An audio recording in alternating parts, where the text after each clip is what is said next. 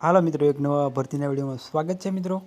તો ભરતી એડપ્શન તરફથી બધા મિત્રોનું હાર્દિક સ્વાગત કરું છું મિત્રો. તો આપણે આજ વાત કરીશું ONGC ગુજરાત દ્વારા છે મિત્રો, એ જે ચાલુ વર્ષ માટે મિત્રો 23-24માં સૌથી મોટી મિત્રો ભરતીની જાહેરાત કરેલી છે.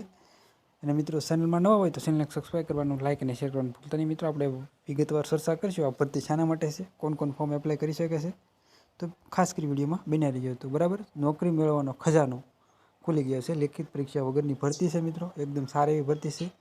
સિલેક્શન શાનદાર છે. મહિનાની સેલેરી પણ બહુ જોરદાર મિત્રો છે. સારો એવો પગાર છે. આ ભરતી શાના માટે છે, કોણ ફોર્મ એપ્લાય કરી શકે છે, એ પણ વિડીયોમાં ડિસ્કસ કરશું. તો ખાસ કરીને વિડીયોમાં બને રહ્યો મિત્રો. વિડીયો ગમે તો લાઇક કરવાનું મિત્રો ભૂલતા નહીં. આગળ વાત કરીએ આપણે. તો આપણે oil and natural gas corporation limited દ્વારા ભરતી છે મિત્રો. અને યુવાનો માટે એક ખુશ ખબર છે મિત્રો. અને ખાલી પડેલી જગ્યાઓ ભરવા માટે તાત્કાલિક છે જે અરજીઓ મંગાવવામાં આવશે. અને વધારે કોઈ પણ માહિતી થતી હોય તો આપણે એ વેબસાઇટ પર દર્શાવેલી છે.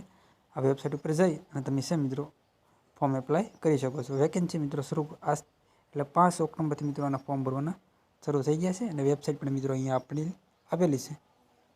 આગળની વાત કરીએ કેટલી જગ્યાઓ છે.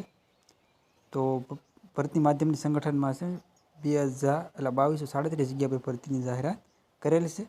યોગ્ય રસ ધરાવતા ઉમેદવારો માટે છે. એટલે ખાસ કરી ગ્રેજ્યુએટ હોય મિત્રો તો તમે ફોર્મ એપ્લાય કરી શકો. 5 ઓક્ટોબરથી મિત્રો ફોર્મ ભરવાનું શરૂ થઈ ગયા અને 25 ઓક્ટોબર સુધી આના ફોર્મ એપ્લાય તમે કરી શકશો. સરસ એવી ભરતી છે. જે મિત્રો હશે મિકેનિકલમાં ITI કરેલો હોય મિત્રો, અથવા તમે ગ્રેજ્યુએટ હો તો પણ મિત્રો તમે ફોર્મ એપ્લાય કરી શકો. સારી એવી જોબ છે મિત્રો. નોકરી પણ મિત્રો છે. સ્ટાર્ટિંગ પગાર છે મિત્રો 20,000 પ્લસથી મિત્રો સ્ટાર્ટ થાય છે.